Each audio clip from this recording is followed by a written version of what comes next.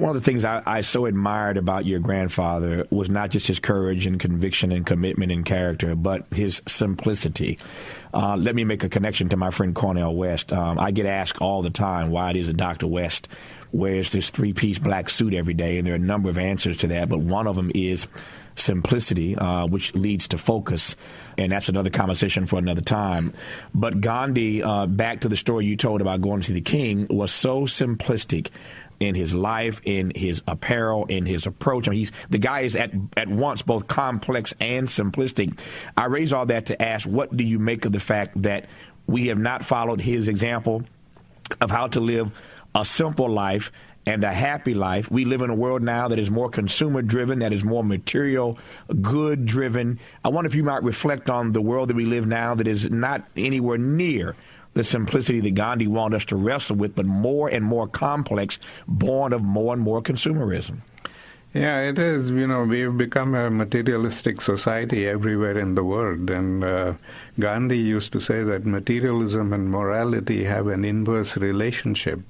When one increases, the other decreases. And we see this happening more and more. The more materialistic we are, the less moral we are.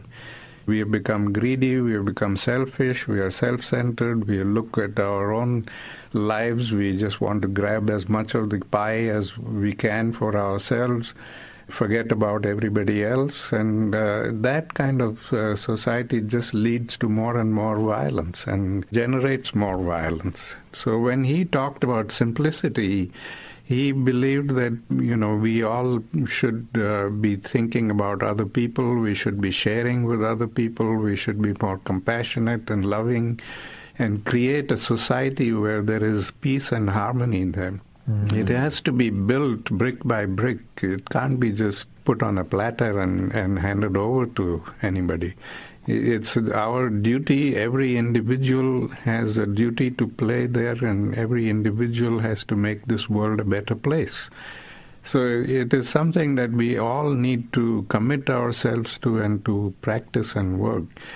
Now, he adopted the lifestyle that he did, and especially his attire, because of the extreme poverty in India. And he said, if the poorest person is unable to get any more than what I am wearing, then I have no right to wear anything more than he is wearing or she is wearing.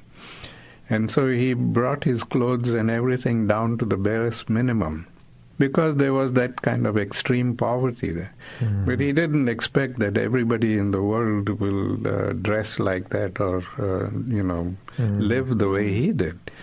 But what he wanted was that all of us should simplify our lives, that we need to realize that there is more to life than materialism, that there is a certain morality also, and that we need to find that balance between materialism and morality and live peacefully.